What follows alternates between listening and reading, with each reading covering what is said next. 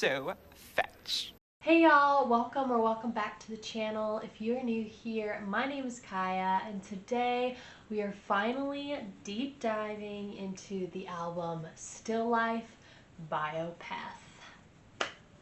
Yes, the time has finally come.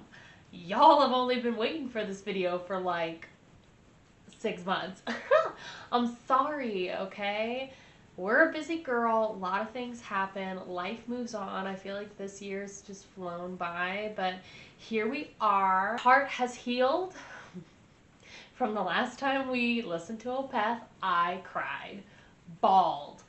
You know, it was a time. If you haven't seen that reaction, go ahead and check it out after this video. I do a full dive into Blackwater Park, and that was quite the experience. So I'm excited to dive back in. If you haven't subscribed to the channel already, please feel free to do so. I post weekly videos documenting my journey into metal as a brand new metalhead. So if that sounds interesting to you, then hit that subscribe button. And I also have a Discord if you want to join. It's called the Mosh Pit. There's an invite link in the description, as well as my P.O. Box if you want to send something to be featured in our monthly metal unboxing videos. Let's get into Still Life. The first song we are going to dive into is the first track. Oh man, she's 11 minutes long. It is called The Moor.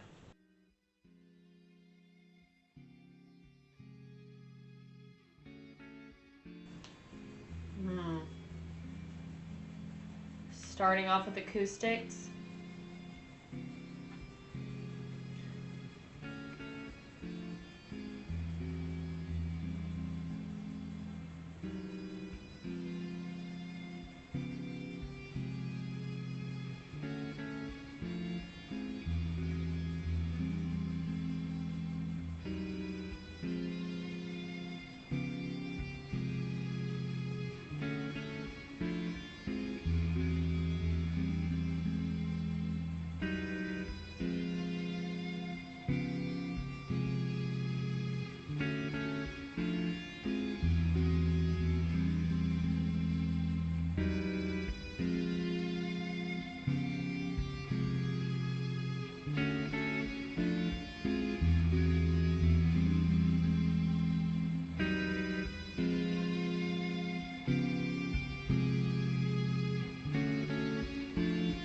First impressions, I'm already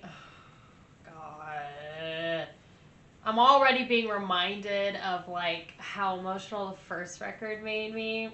We're really setting the stage here. Nice slow intro, which I really like.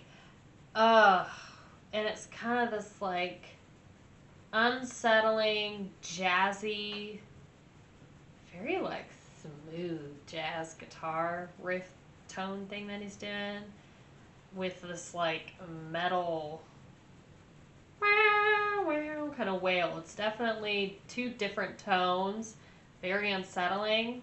I like it so far. Painting a picture.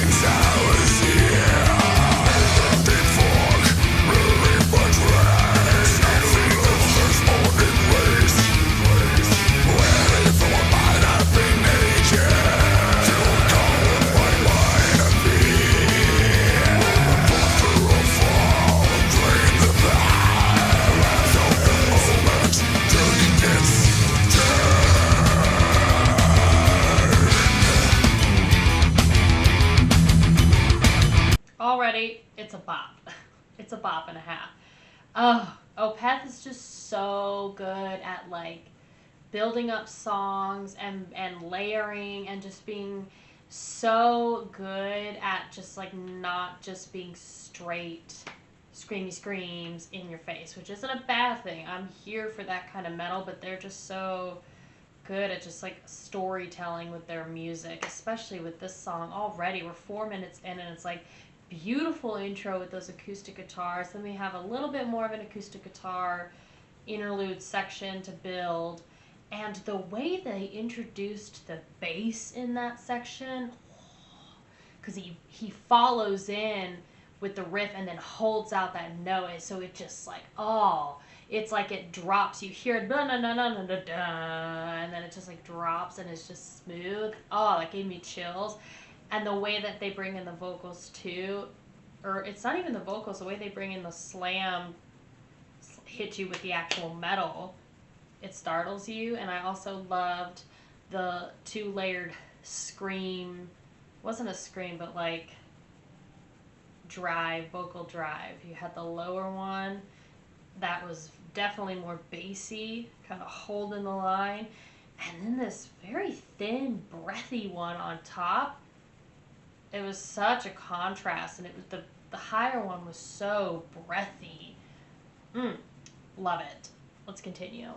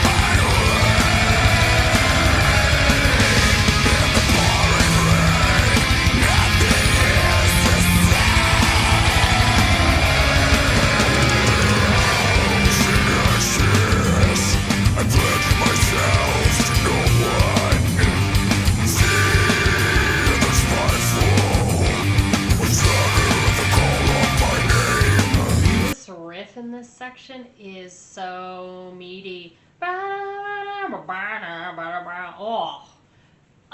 Also I love that they pulled it down and then just gave you like these little panned little guitar things that I love. The little, I don't know what the riff is, but he just like did these 2 little extra notes at every other, which was nice, and then just hit you with it again. Great way to like bring it back down and kind of separate the two kind of loud sections.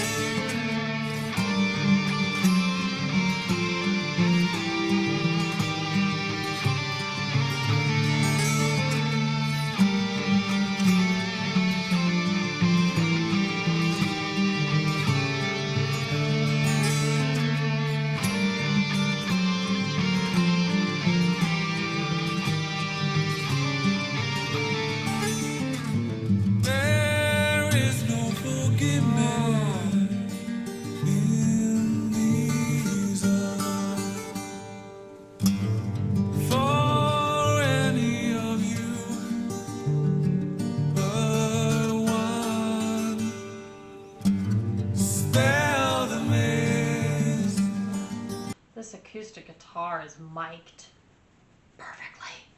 Oh, it's mic'd perfectly and it's placed perfectly in this mix.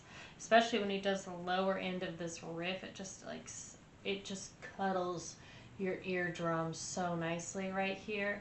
Love the harmonies, love the reverb of this section, loved the slow fade in, kind of like a sweeping motion of this acoustic guitar coming out of that section, and then that with like the electric guitar, just what a beautiful riff. That's what Opeth is like known for. It's just like guitar solos that tell a story and beautiful riffs. Beautiful riff in comparison with or just layered on top of that acoustic guitar. And the way it just panned sounded like that electric guitar riff was like back here, filling a lot of space. I don't know. Gave me a lot of visuals. For now, Melinda is the reason why I've come.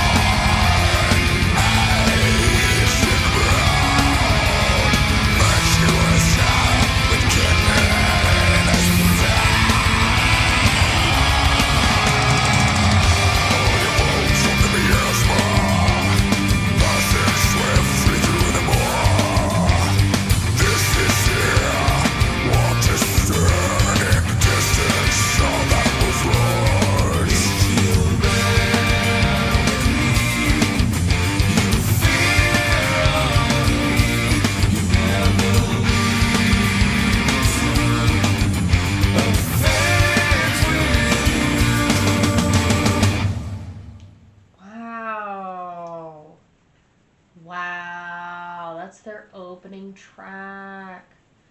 Oh my lord, I love that they like brought it back down to the opening riff, but instead of just ending it there, he did that, I'm gonna call it a growl, and faded it up until we got back into like the metal part of their chorus, I guess. Really nice, and I love the way it just like da-da-da, just like let the drums ring out. That ending riff too is fire meaty. So bouncy. This verse, it says, sometimes when I'm bored, I search up my favorite Opeth songs on YouTube just so I can read all the comments of people unanimously praising this amazing music. The intro is some of the creepiest things I've ever heard. It makes me think about mournful ghosts wandering through the Moor. I thought it was beautiful. I mean, I guess I didn't think it was creepy. That's just my personal thing. The acoustic melody at 9:04 followed by the humming is one of my favorite things. I agree. I know, I love that a bit too. It's transcendent. They're just something else, dude. Love playing this section of the song. If you like to play guitar and are passionate about melodies, this is one to play forever. The best Opeth era, 98 to 2003. What do you think about that? The first Opeth song I ever heard back in 2000. Got chills when I heard it the first time. Never heard an extreme metal song that was so soft and yet so dark at the same time. Was a moving experience. Yeah, definitely a good one. For frickin' sure. Shall we look up the lyrics? The Moor.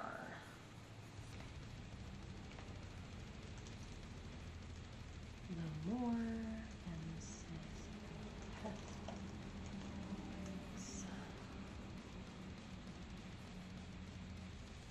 so this came out in 99. Okay. Wow, this came out the same year as Slipknot's self-titled record. Craziness. The opening track to Still Life, this song details the protagonist's return. Let's see. In the Moor, the outcast emerges from the woods. For 15 years, he has been in exile from the castle, beaten and banished because he was an atheist. He was called an ungodly freak, a defiler, and was branded a Jonah with fevered blood. He was returning 15 years later on a quest to find his love, Melinda, whom he had to leave behind. Is this a concept album? It is. Ooh. Composer Michael, vocals Michael, Mikhail. I'm assuming it might be Mikhail. Frederick? Who are you, Frederick? Are you just a producer?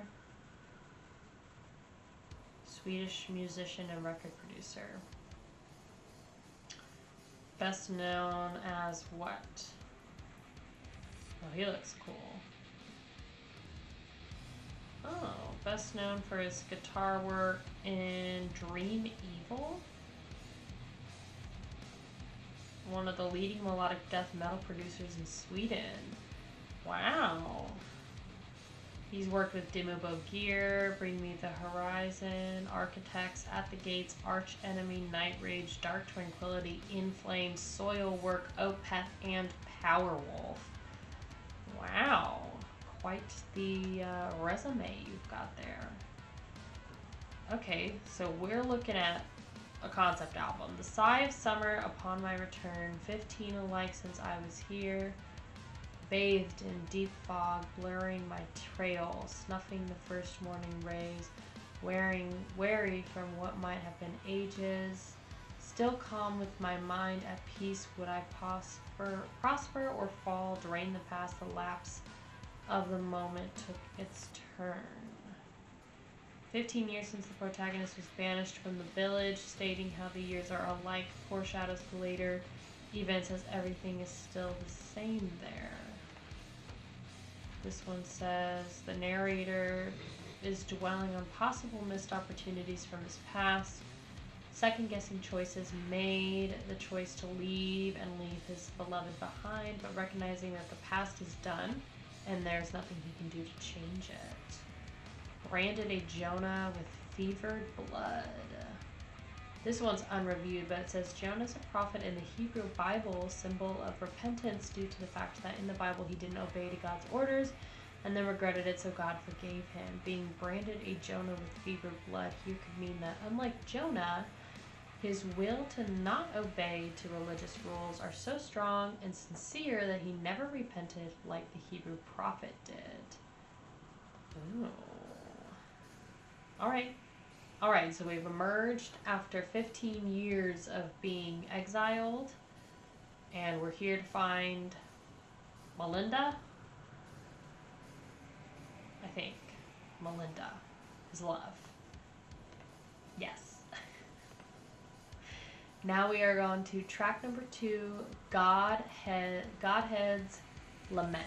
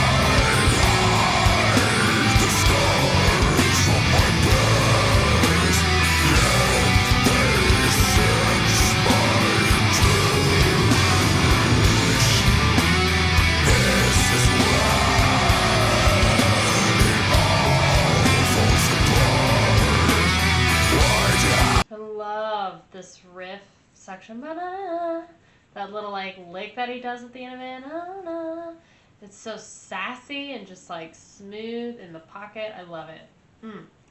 Love it. So far this song I feel like is, she's setting the groundwork for some deliciousness later. It hasn't really grabbed me yet, but I like that little banana section.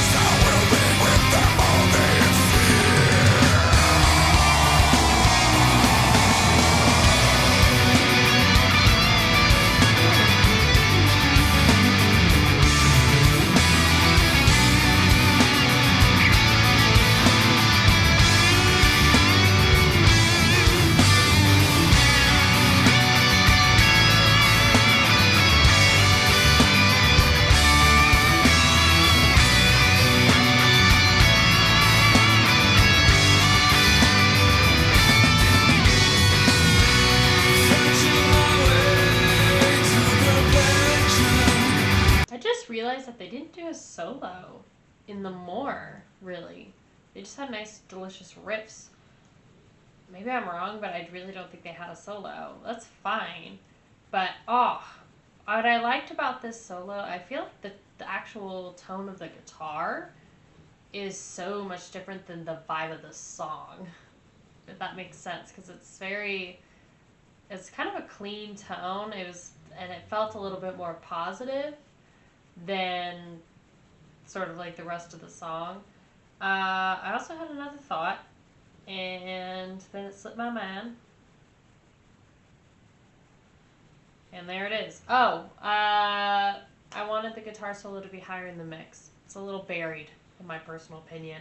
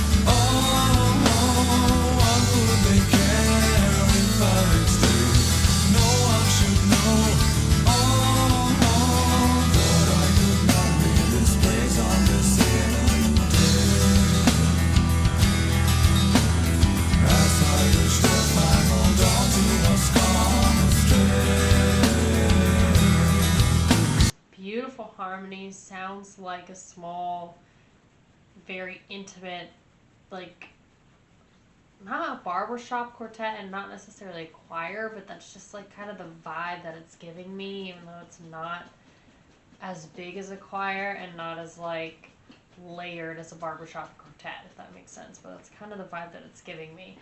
Beautiful section with the acoustic guitar. They're just so good at like giving you layers.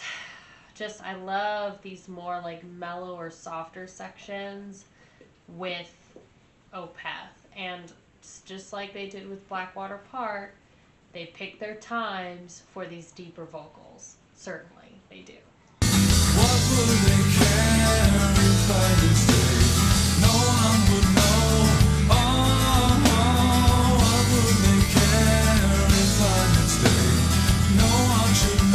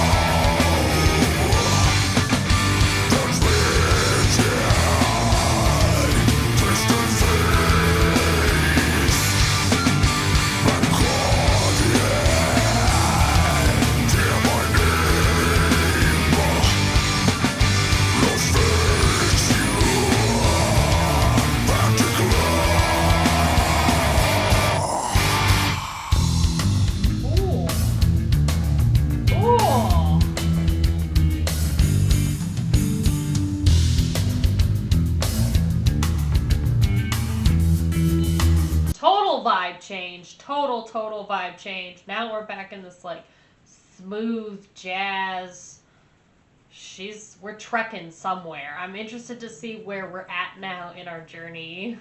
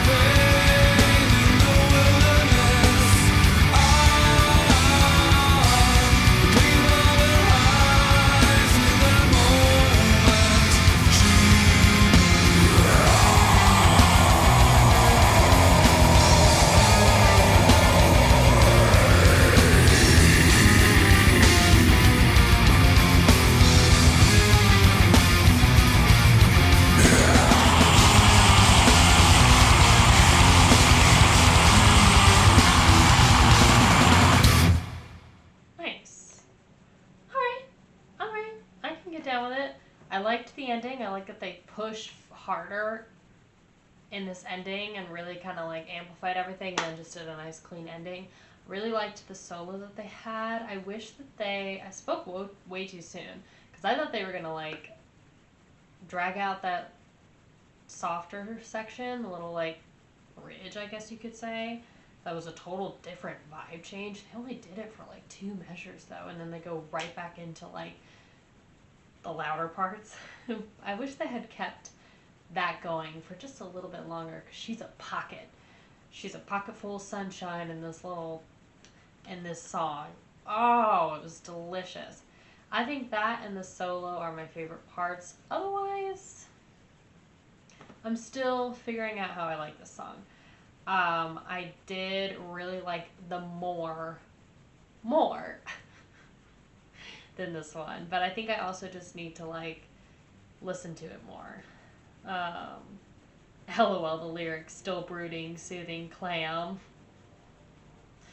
Oh man, I'm assuming that's just the YouTube's lyrics, you know? Closed captions, there we go. That godlike solo transitioning into a beautiful, clean vocal part is so good. Yeah, they have beautiful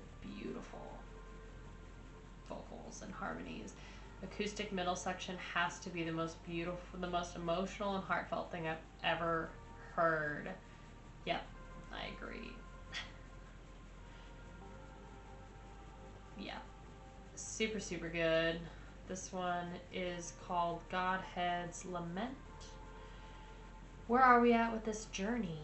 He's trying to find his lover, and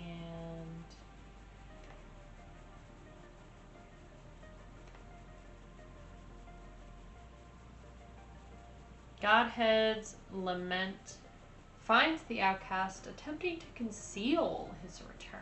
Okay, that's what I kind of thought, as he was trying to like make sure nobody found out about him. He contemplates the consequences, considering leaving for safety's sake, but does not. His desire to see Melinda again outweighing any concerns for his welfare. He watches her from afar, discovering that she has become a nun. He contemplates whether it's possible he could stay in the village unnoticed. Melinda knows he has returned. Does she, like, sense him? Ooh. Marauder, staining the soil, midst of stillness, beloved fraternity to an end. Marauding is obtaining something without consent from an area that's not one's own. The word is most often used in the context of hunter and prey. This is exactly how the protagonist feels. Like a martyr, he has come to take something from an area that's not his, which is Melinda. Red eyes probe the scene. Protagonist is looking at the scene with red eyes. Sly smile, poisoned glare behind. Undisguised man-made nova, mute cry. Don't dare to tread. Searing beams tracking you down, adoring what never has been. Some will bring with them all they have seen.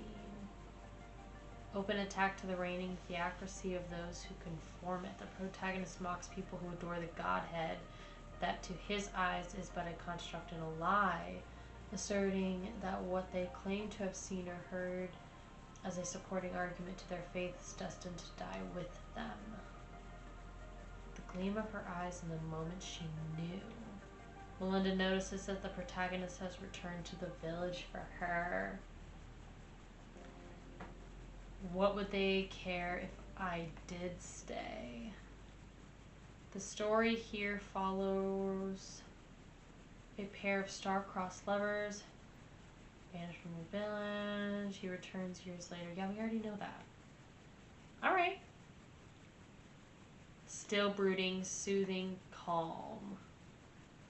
Protagonist is still not sure what to do and he feels like he's going crazy. Something like that. Alright. So Melinda knows that he's there. He's contemplating what to do.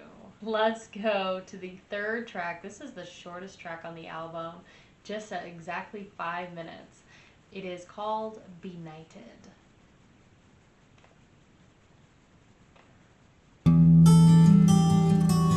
cool.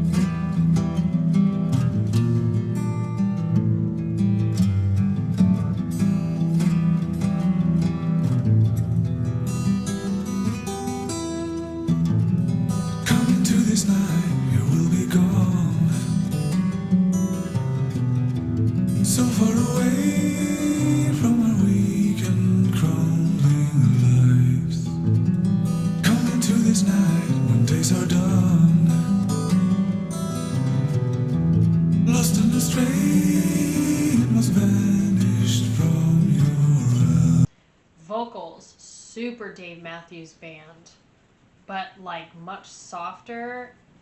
But I think I mentioned that in Blackwater Park too, that it's a lot of like Fleet Foxes in terms of like some harmonies and kind of the big sound meets like Dave Matthews Band, and the drums too. I've forgotten Godshead Lament was very like reverbed out, similar to that of Mastodon. So it's kind of like, this section is beautiful, and I love the melody and the delivery of it. Like, it's just delicious. Came and distorted your sight. Saw you benighted by your pride. Come into this night, you flag alone. Carry your weight, you are flawed as all of us. Come into this night, your only home. It's never too late to repent, suffer the love. What came and distorted your sight. Saw you benighted by your pride.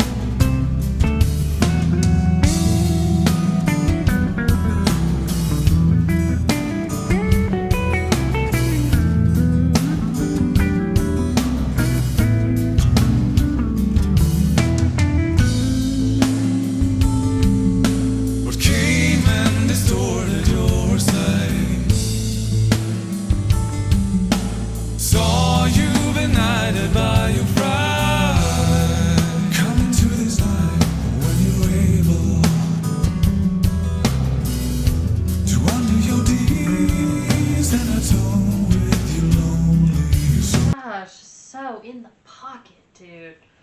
It's such a groove. I love that they start this little like climb downing melody without drums, and oh god, his guitar solo leading into it with the drums coming in. It's so jazzy and just like coffee shop. It makes me think I'm in like some small little quaint coffee shop, just watching a house band or something just do soft coffee shop jazzy jam music, but they're just if you played this section for somebody that didn't listen to metal, they'd be like, that's not metal, and you're like, oh yeah, well, that's part of it.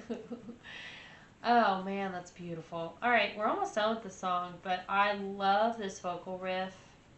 I love that he holds this high note and then climbs down. So beautiful. Love the sound of the drums. This track is just gorgeous. Production-wise, layering-wise. Once you're into this night, all minds are stable. Forget all your needs, lose the grip of all control.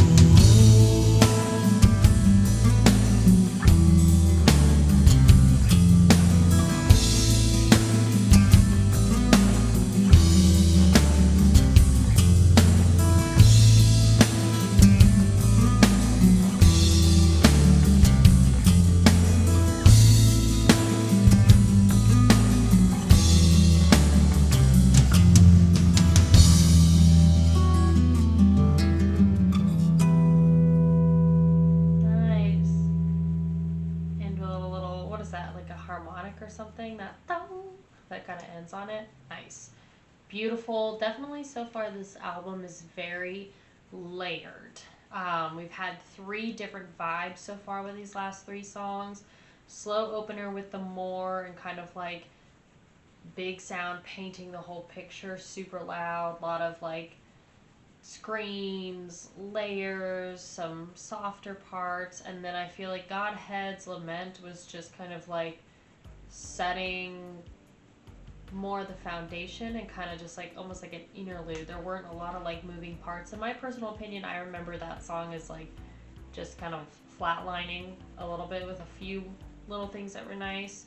And then now we've taken it down even further. So this is so far on this record, their most softer, emotional, track. Very interesting how they're like layering these pieces together. So I'm interested to see like what part of the journey we're on for this one. Their songs are cool, mysterious, and soft. Yeah, very beautiful guitar parts, definitely. I just love that vocal melody. It's just beautiful. Benighted.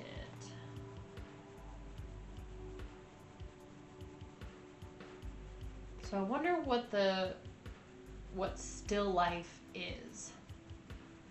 Like I'm interested to find out what that means for this concept record. In Benighted, our outcast meets in secret with Melinda.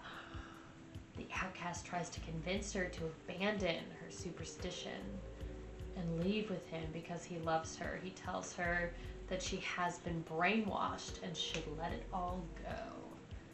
Oof. I like how this is a lot more of a simple concept record in comparison to King Diamond. Probably the most beautiful song in the whole album alongside Face of Melinda. Ooh, I'm excited for that one. The guitar work in Benighted is simply brilliant. Yeah, I agree. But I know like King Diamond was like a totally different vibe. Sorry, I'm not tired, I'm just yawning. It's now dark. It gets dark here at 5. Anybody else? Daylight savings time? Wrecking your schedule? Yeah, same.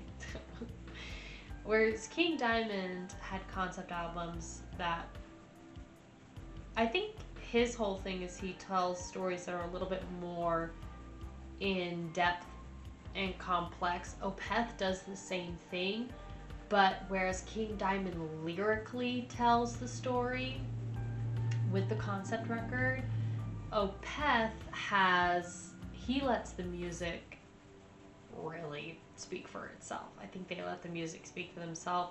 Obviously, the concept record in the lyrics, it mentions it too, but it's a little bit more, it feels a little bit more like, you know, of a journey. Like you can kind of fill in the gaps as you go, if that makes sense. Come into this night, here we'll be gone, so far away from our weak and crumbling lives. Come into this night when days are done, lost and astray in what's vanished from your eyes. Protagonist is trying to convince Melinda to leave town with him. What came and distorted your sight? Melinda's faith has caused her to not love him anymore. Saw you benighted by your fright. This implies that Melinda has been tricked into religious service by fear. Fear of God, fear of a God-fearing community. Come into this night, your plight alone, carry your weight, you are flawed as of all of us. It's never too late to repent, suffer the loss. Narrator's comforting Melinda by saying that it's okay if she renounces her fate and leaves with him. What came and distorted your sight? To undo your deeds and atone. Leave the church. The speaker uses a religious vernacular to promote blasphemy. I wonder if she's going to leave with him. Oh, ballad. Yeah, definitely a ballad, but all of their songs are ballads. I'm very, very excited to see how it develops and what the next vibe is. So Face of Melinda is no. Face of Melinda's not next. Okay, I'm sorry. I'm reading this wrong. 4th track, Moonlapse Vertigo. Let's see what direction we go to next with this. Another 9-minute song.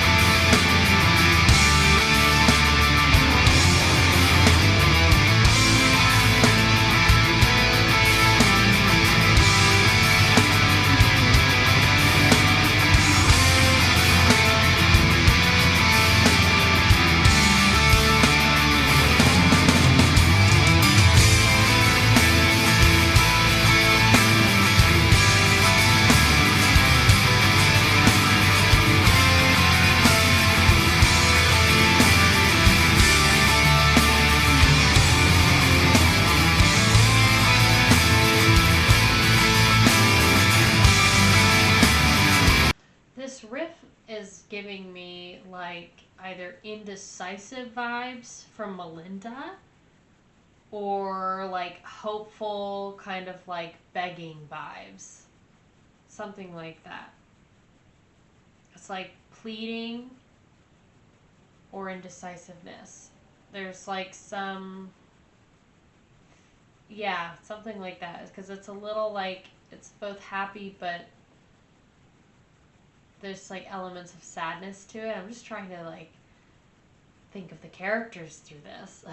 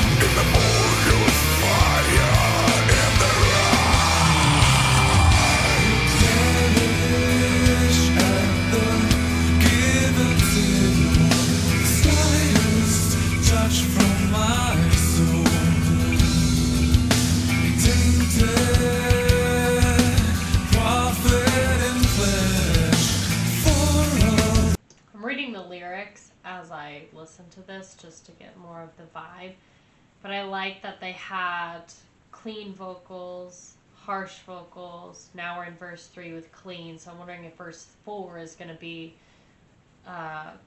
harsh, and then we're going to kind of like pivot and go back and forth.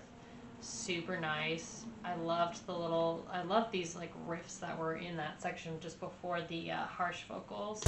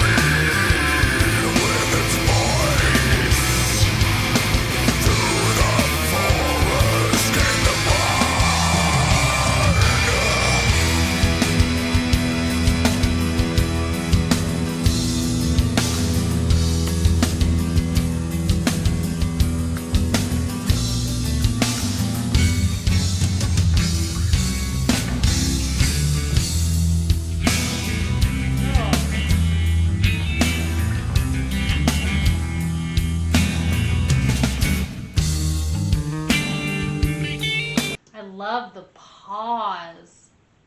Sorry, I know they're about to like open up a little jazzy pocket here, but I love like it's just like a little pause and then it's like you jump forward almost. I love that they do that, and then they have this little stop right before that just so it like kind of breaks it up.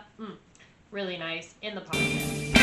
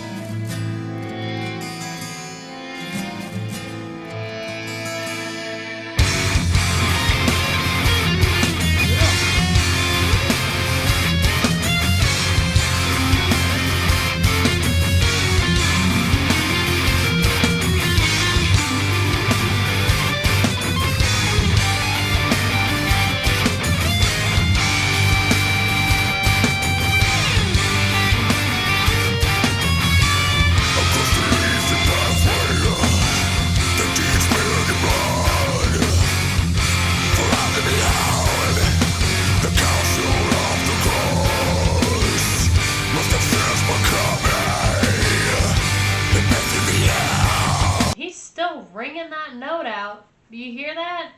He did that whole solo, rang out that note, and then their producer is taking that note and he's scraping it up against the wall of sound ceiling in my headphones right now. So she's just like all the way back here. It kind of like fades in and fades out a little, but she's still there and she's still wailing.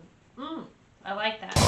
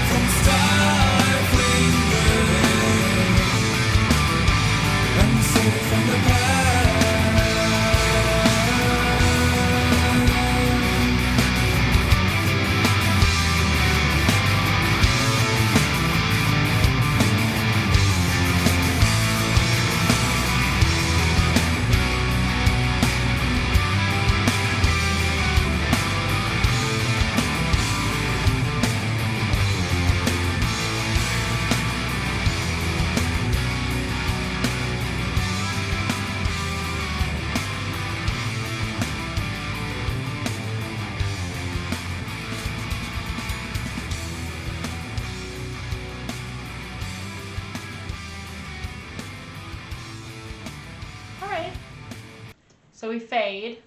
Okay. I don't need to listen to the whole fade. Okay, we already know it fades. So it leaves it open for them to do a jam if they want to. Or just like, you know, keep it going until they end on a note, one note or something like that live. Great. They had a little bit of a solo. I've noticed that they haven't had a big mama solo yet, though. They're holding out on us till the end. I'm hoping that we get one really good climactic song that's like the Moor meets Benighted meets a massive Comfortably Numb from Pink Floyd type solo.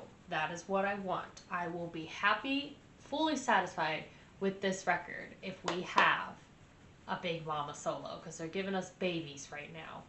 You know, but we're still concept record. We're setting the scene. So now, where are we in our story? So, in Moonlapse Vertigo, our outcast hides in the castle knowing that they would kill him if they found him. As he hides to plan his next move, he realizes that he is running out of time to fulfill his task and decides to get Melinda and escape. He feels that the Council of the Cross know he has returned. Wait, but I guess Melinda decided not to join him. That's my guess. It is so cold in my house. How is it this cold? I don't understand. So verse 6, she would be safe and firm. Nothing of this is in vain. Taken away from stifling grace and saved from the past.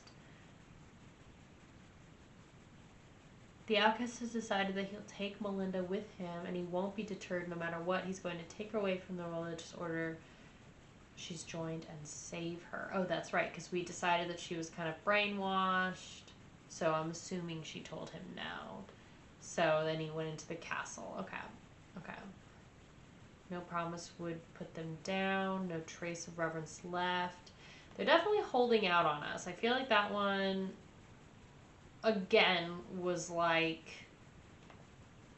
Godhead's Lament, but had a little bit more moving parts to it.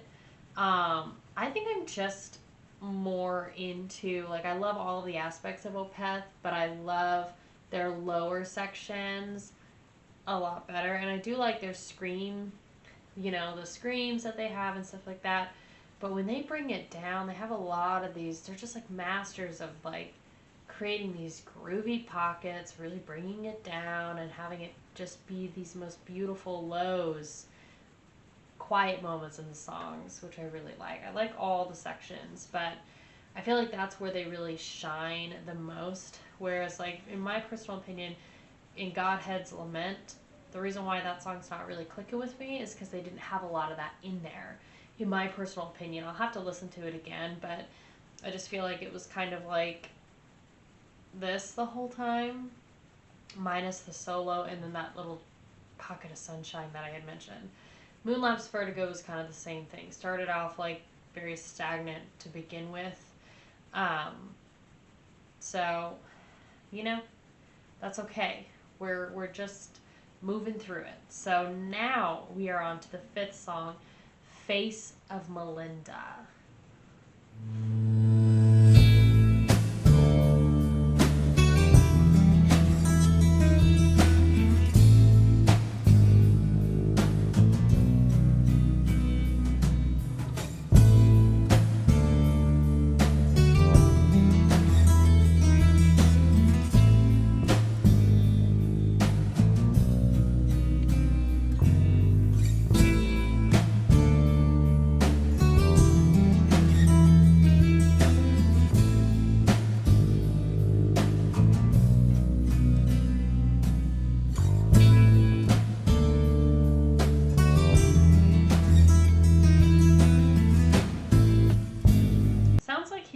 Using brushes on the drum set. I love it. Nice texture. Definitely bringing it down again. The layers. The layers. By the turnstile beckons a damsel fair.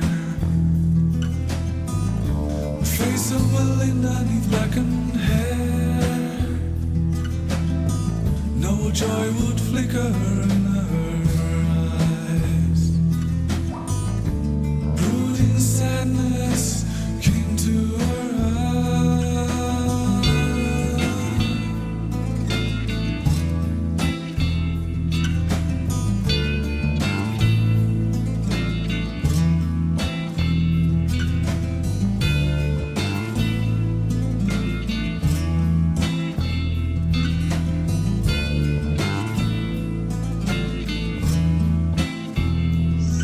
Things happening in this section between the drums and this like da, da, da, da, da, underneath this other guitar riff that's totally different. It's just like a swirl of just the most delicious rhythm pockets. It all fits obviously, but like, oh, I love it.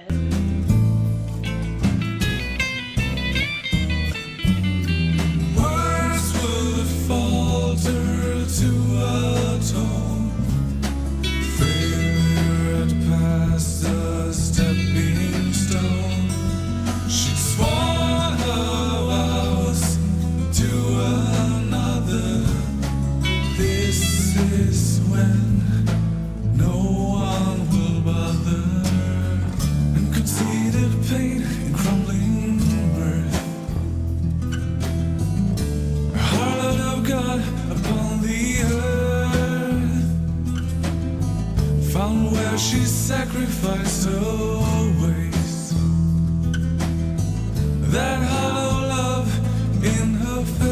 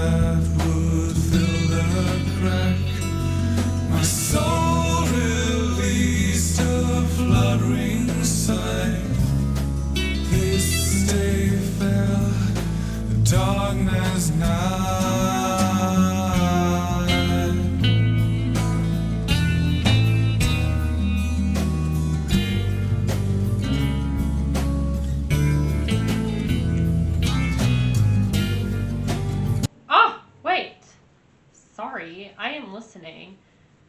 But this person got copyrighted for this one. Ah.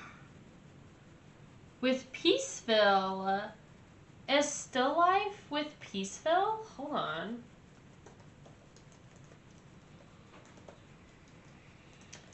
Metal Archives. We're partnered with Peaceville. Hold on. Oh my gosh. Holy cow. Boy, I tell you what, we just turned this video into a partnered video. Alright. Alright. Let's continue. Sometimes, man, you gotta look at these things. Alright. Let's go.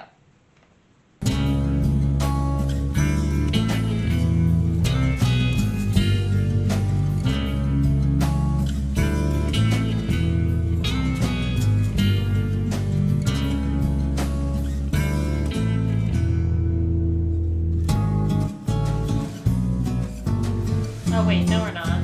Just kidding. Just kidding, Kaiya, we're not. I know, I keep pausing it. I thought we were. We are not. Just frickin' kidding. All the ones with purple are ones that we're partnered with, not Peaceville. Peaceville never responded, I don't think. Okay. That's fine. That's fine. Let's continue.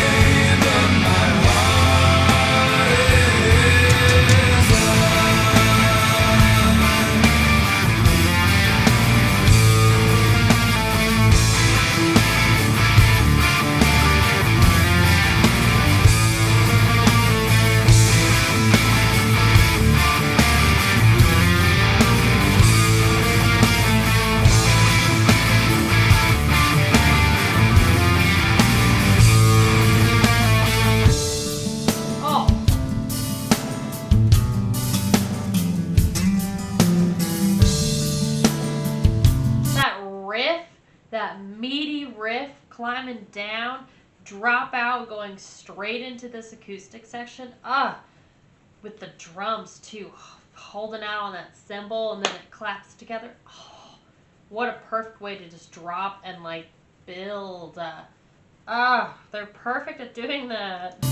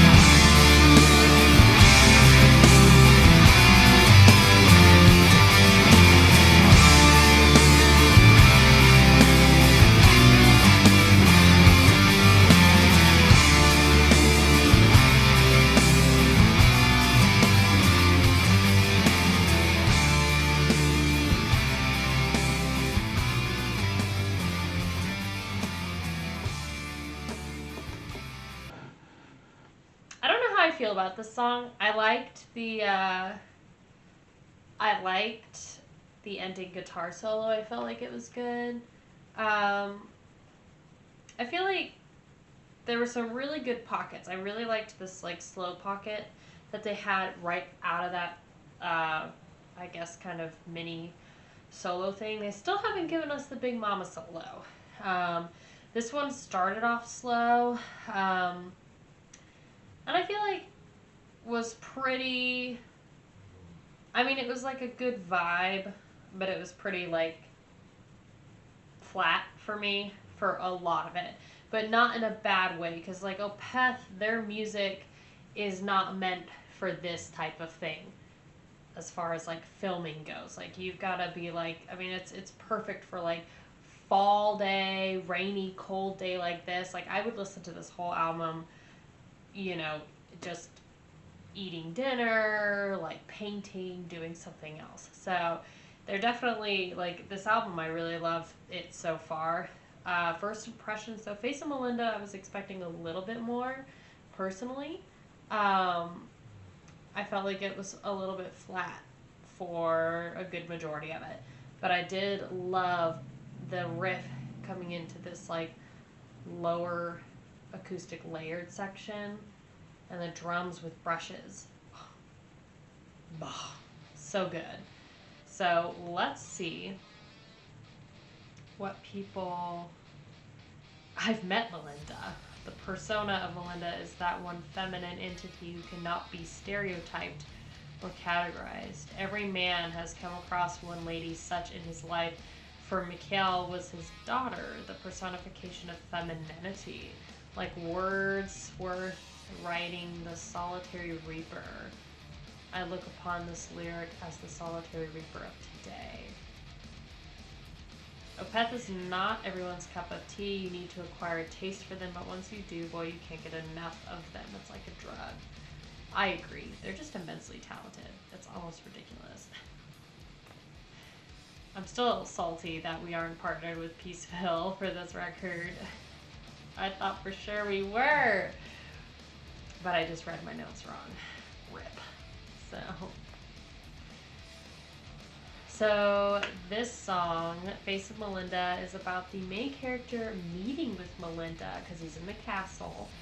Now he's found her again. He's trying to take her back. Face of Melinda describes her as a quiet, brooding creature as he approaches her. After his failure to court her, she was sworn to the life of a nun. However, he never gave up plotting to have her back to fill his emptiness. He is disheartened, but tells her that he has risked everything to return to this place. She tells him of her own moral failings, but surprises even herself when she tells him that she still loves him. The song ends with the grim clue of what's to come. Ooh, so she still loves him. She still has feelings for him. What is this person have to say? Oh man, this is a lot of money. Still Life was not satanic, but an anti-Christian theme. It sounds pretty naive when I explain it like this. It kind of takes place a long time ago when Christianity had a bigger importance than it has today. The main character is kind of banished from his hometown because he hasn't gone the same faith as the rest of the inhabitants there. The album starts off when he is returning. We know that. A lot of bad things start happening with, as I call it on the album, the council. Big bosses of the town know that he's back. A lot of bad things start happening. They see him as a hypocrite in a way. It's almost like a devil's advocate or whatever it's called. Oh! Wait! I missed this first paragraph. She has not become engaged to another man, she's become a nun. Oh, okay. Never mind. Yeah, we already knew that. She's a nun. And conceited pain and crumbling mirth, a harlot of God upon the earth, bars, found where she sacrificed her ways, that hollow love in her face. Her smile fades and her pain for what she had done becomes obvious. A harlot of God upon the earth equals a nun. The main character was banished from his town. Yeah. Alright. I'm not going to bore you with any more of these details. Let's just keep going. So, track number 6. We got 2 more to go. Serenity, Painted Death.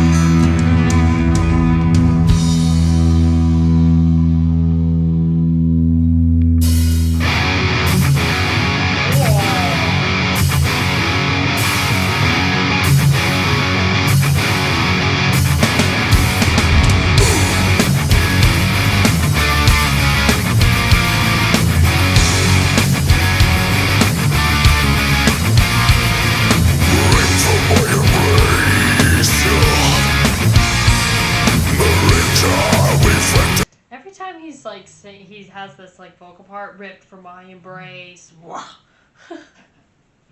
Sounds like he's just like hacking a lug or something. He's just like taking this massive exhale afterwards.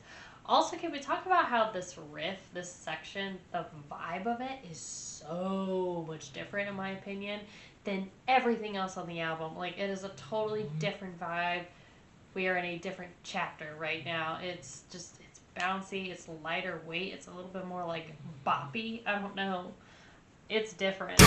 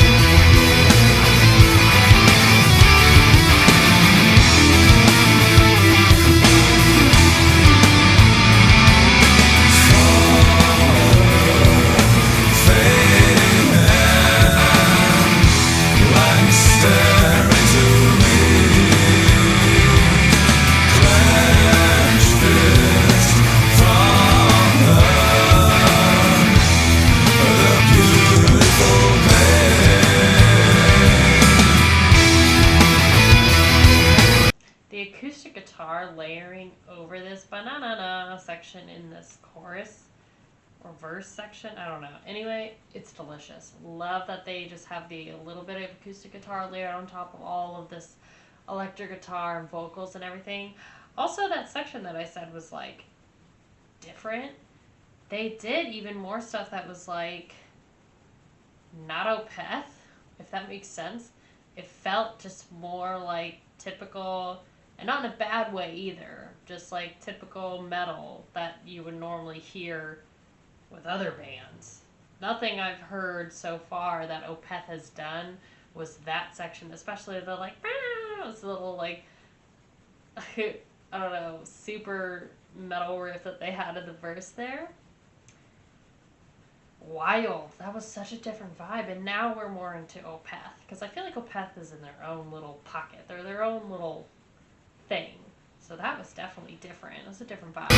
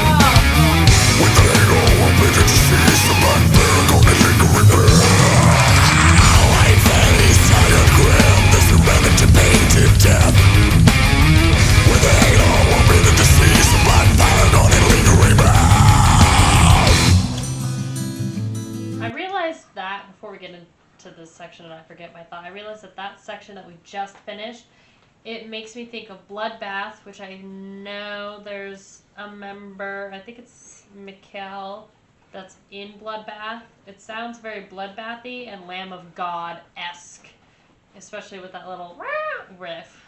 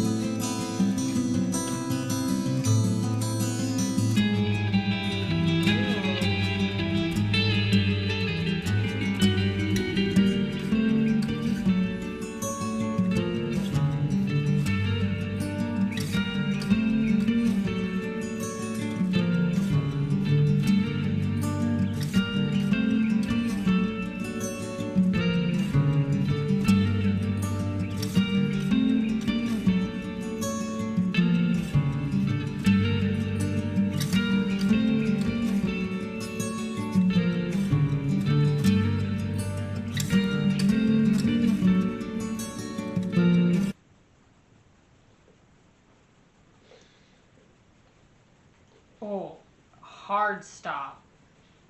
Meaning, I think this goes into White Cluster. Let me just see. It doesn't. It doesn't go right into... Oh, that's weird. I don't know. Sometimes full albums on YouTube can be really weird. It just did like a super hard stop. But, alright. Alright. Serenity Painted Death. Let's look at the notes for this one. We got one more song, y'all. Spooner, do you have to clean yourself right now? Ugh, apparently. It's so nasty. Spooner, stop. Second to last song on this record. Serenity Painted Death serves as the beginning of the end for the protagonist. Serenity Painted Death begins with the outcast finds Melinda has been taken and murdered. That escalated quickly. Oh my lord. For being unfaithful to the church, which she was supposed to be married to. Consumed by pent-up pain and rage, he brutally kills all the soldiers who had killed Melinda in a momentous and final act of aggression. In a frenzy of rage, he assaults and kills every soldier he can before he succumbs and collapses in total exhaustion. When he regains control over his mind, the Council of the Cross is there to take him. Oh no. Wow, they murdered Melinda? That is so sad. Really? One of the most brutal songs on the album. I also like the clean part in the end. The part where Michael screams in anger is also very brutal and awesome. Many great riffs here. And this is one of the songs on the album where it has the most awesome riffs. Yeah, I agree. And I liked the solo too. Big Daddy saw, you know, she was there. You know, they let her rip a little bit longer than the other one, so I'm curious to hear what the last song is going to be, if we're going to get even more of a grand solo or if that was our grand solo. I don't know why. Maybe they don't have one and maybe I'm just wanting a grand solo and I'll just get my fix from Comfortably Numb after this video. I don't know. You know, sometimes you just want to be slapped in the face by a really good guitar solo, okay? You can't blame me. He awakes to moonlight, and while consciousness takes hold, he realizes the trouble he's in. Excuse me, it's possible that he sees the men right away and surrounded by them before he can escape, flanked and bared. Came with the moon, the wayward and conscious state flanked and bared in destiny's end, underneath with hope in latches, swathed in filth, any would-be token. What does that mean? Starlit shadows on the wall, finally there to collect me from the bowels of sin. Or this could just be a way of stating that he's resigned to his fate, destiny's end. Lashes is a legal term meaning that one is out of time.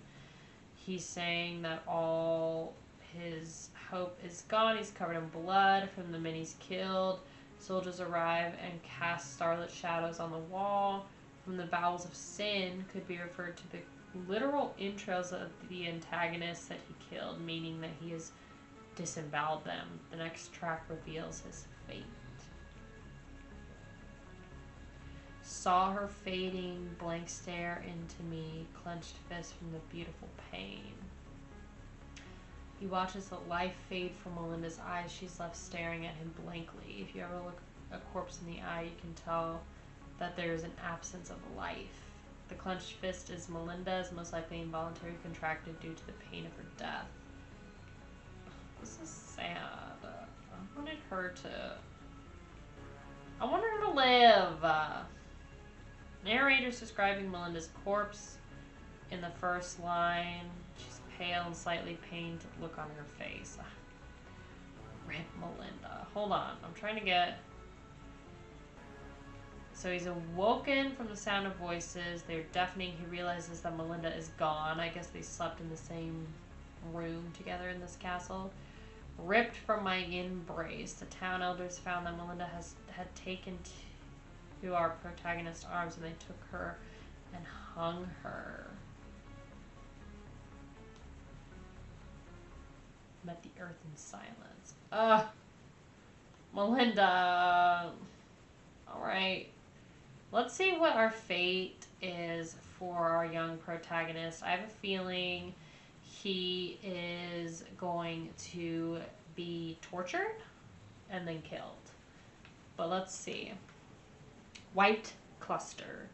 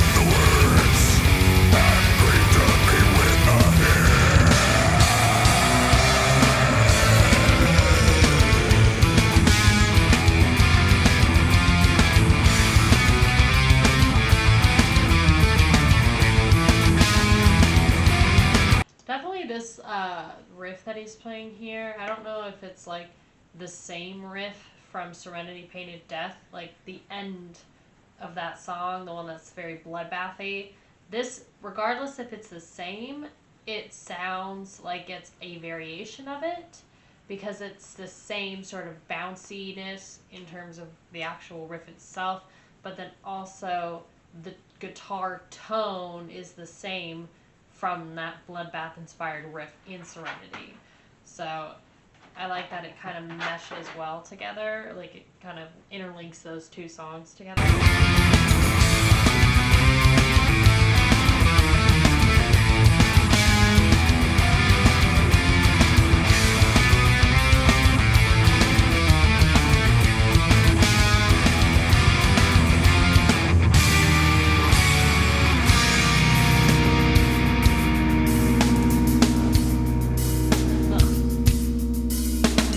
This is forgiveness, so I know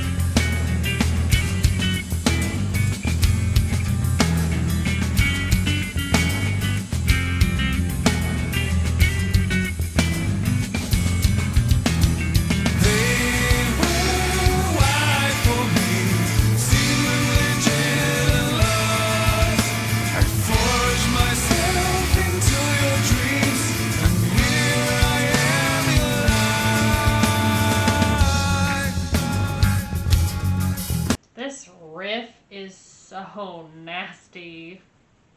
So good. With the acoustic guitar and the bass following it and just being so close together. It's kind of more panned here, but it's definitely still filling out a lot of space in the headphones.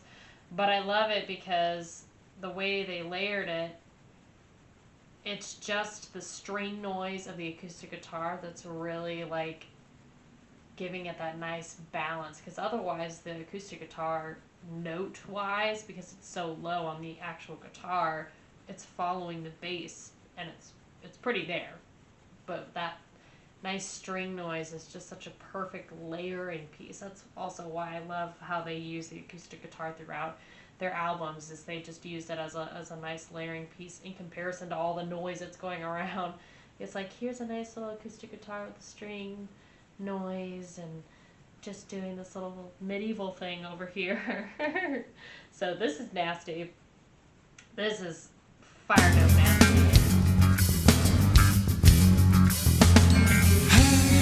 Man clutching at his tools. I will come for you.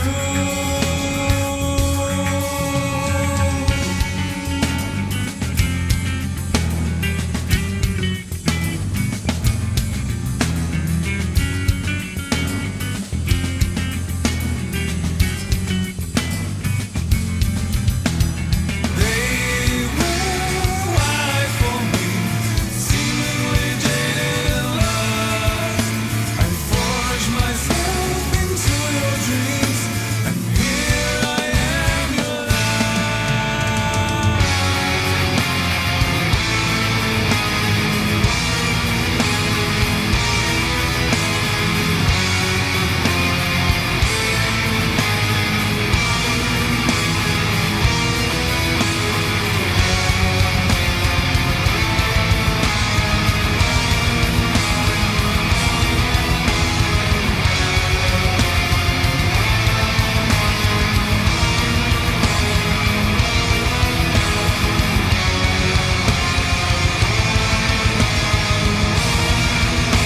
Sounds like they have the tiniest bit of like choral vocals in there. Maybe I'm just wanting that to be there and it doesn't exist, but it's so faint. But it's like, following the melody. Very reverbed out. It might just be the one vocal, super reverbed and just so faint to fill space, but I think she's there.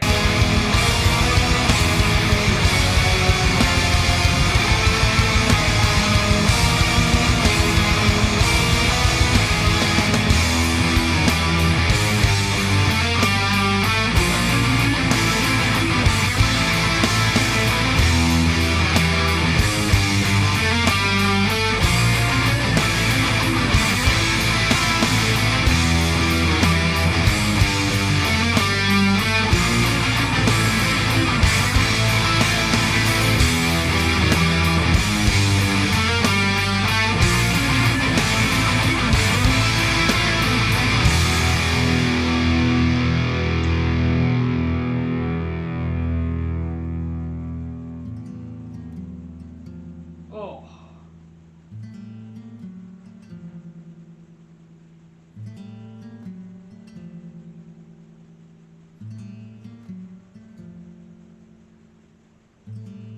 I think we're building.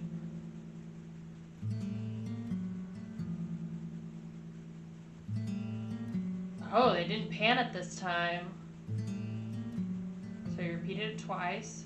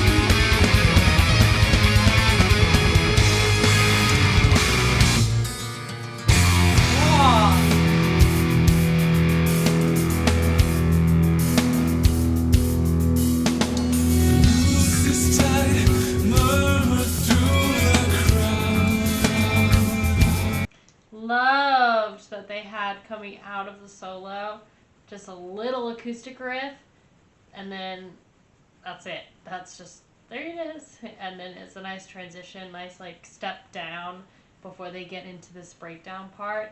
Sick, nasty solo. Loved that it was like dueling guitars being panned. I have a complaint. My one complaint.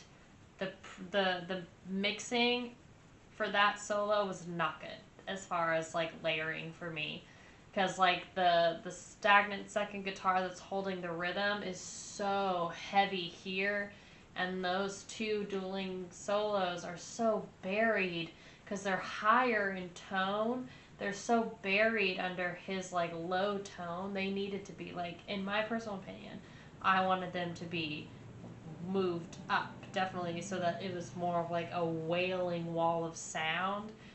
So if they had flipped it, I think it would have hit me more in the feels.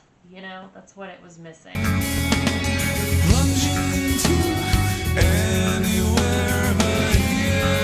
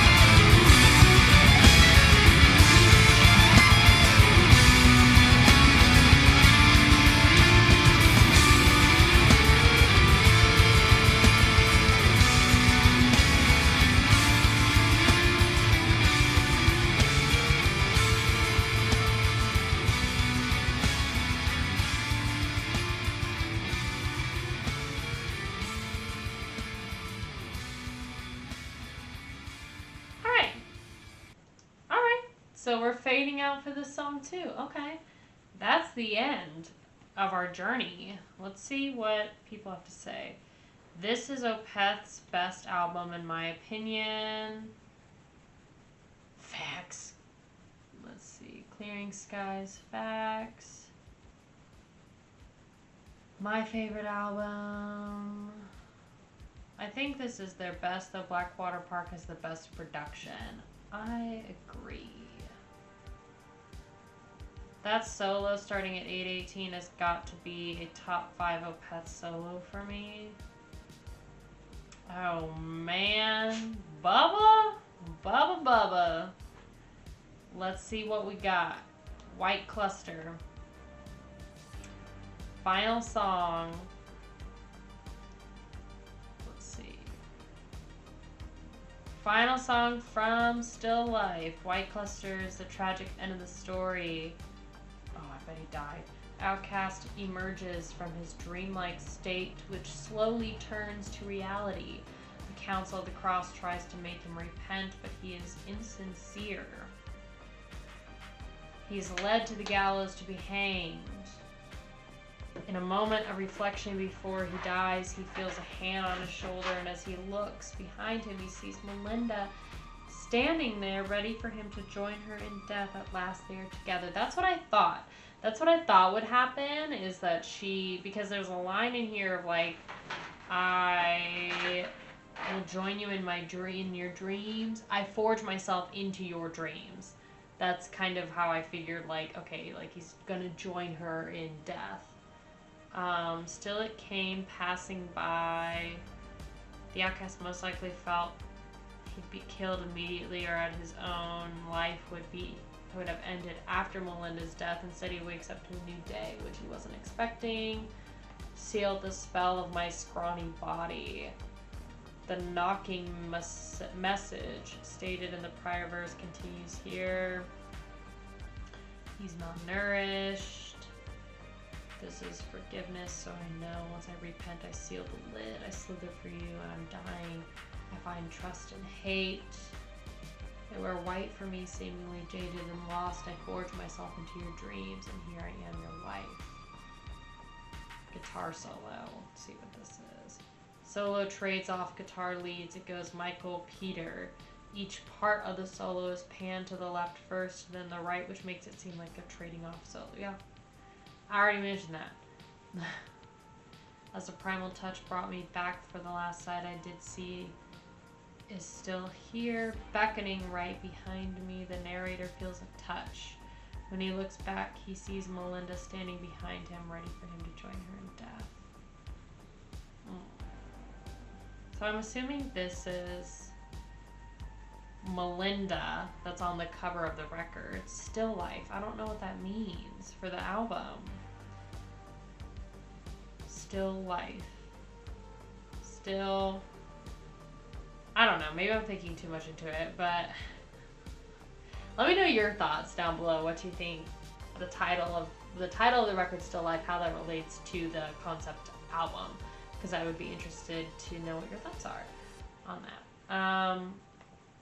All right, my final thoughts. You want to hear them? I think I personally liked Blackwater Park more than I liked Still Life.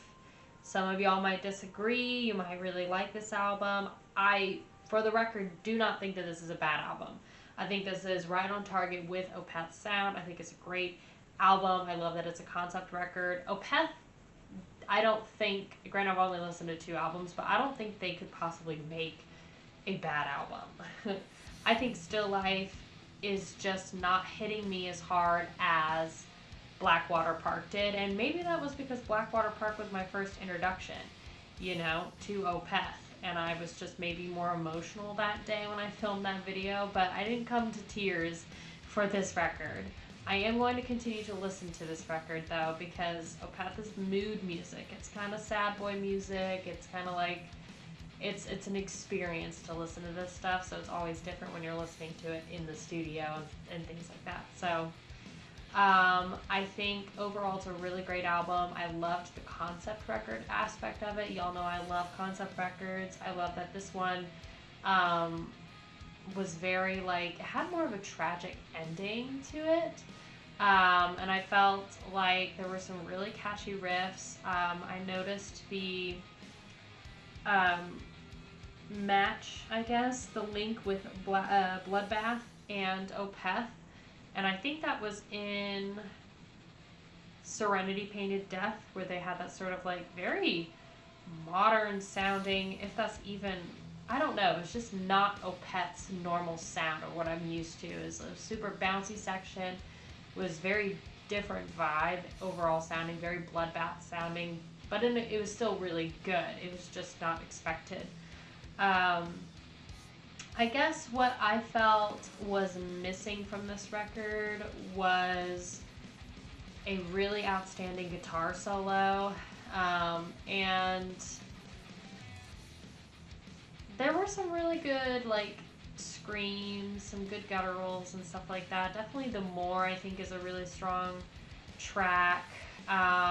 Benighted was really good. I don't think that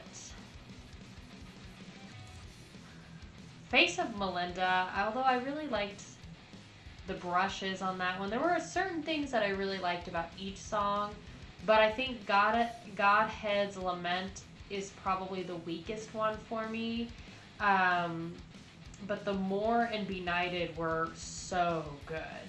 But what I liked more about Blackwater Park is I felt like there were so many solos in that. It was a beautifully produced record, mixed and mastered. Everything was layered. Every note made sense. It was just perfect. That whole album was so emotional, so emotionally driven, and it was just really, it was beautiful. I felt like that one, the solos, there were a lot more wailing solos that just really hit you hard. This one, I feel like, as far as production goes, I think it's great. I think the production is great.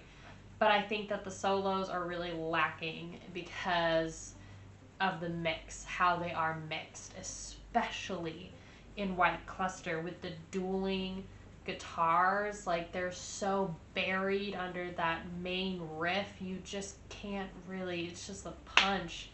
You have to admit, if you lowered, that's what I would personally do if I was mixing this record. I would lower those rhythm guitars, and I would like still keep them panned, but I would just crank the volume on those things, and I'd probably do like some sort of side fade in for one and then a side fade in on the other, and then have them dual.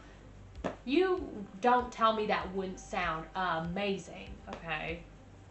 I just think it was a missed opportunity, but that's okay. I also feel like Face of Melinda, for that being like the kind of, I guess, title track, you could say, because it's Melinda.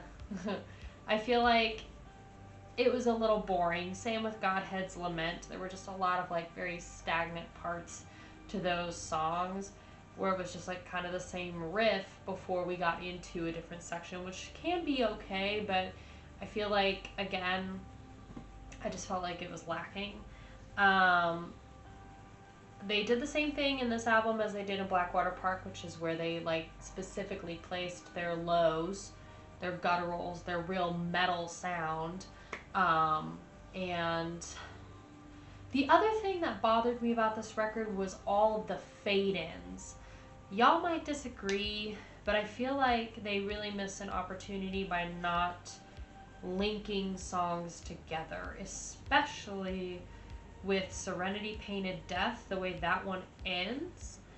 Granted, I was listening to it on YouTube, so on a CD it would be different, but it just stopped. I mean, I don't think it stopped so suddenly. It probably is just like a note, and then it ends, and then we get into it. But I feel like there was a missed opportunity with them being able to interlink songs and have them flow a little bit better. Those are my critiques. That's the only thing that kind of didn't grab me about it. Otherwise, I think the concept is really cool. I think the Opeth sound obviously is really great. They really, really shine in their moments where they're doing the metal gutturals, where they're doing the harmonies. Acoustic guitars, the drum work is really great. The layering is really great overall. So they know how to make a record. This record is beautifully like layered, produced. Mixing, I would tweak a few things. Mastering, I would probably tweak a few things. But otherwise, production-wise, it's there. I mean, there's no doubt about it. And it was cool to be able to make the connection between Opeth's sound and Bloodbath now that we've done that, even though I only listened to a song. So I do want to dive more into Bloodbath because of that connection. So that's my personal opinion. I do want to know what your opinion is on Still Life. What do you think? What's your opinion on it? Do you like this record? Is it your favorite record? Do you dislike it? Do you prefer Blackwater Park over Still Life? I personally think Blackwater Park's production, mixing, and mastering is infinitely better than what we're hearing on this, personally. But that is okay. I'm going to continue to listen to it because, you have to. That's how it is. And it's fall time, y'all, so what better way to do it? So, okay, that is it for this reaction of Still Life by Opeth. I hope that y'all enjoyed the video. Thank you so much for hanging out with me. I know this one was a long one, okay, these long albums, but they're so fun to do, especially because I just get to hang out with y'all and we just get to listen to metal and all of that stuff. So that's where I leave you. I hope you have a wonderful rest of your morning, afternoon, evening, or night. I will see you soon.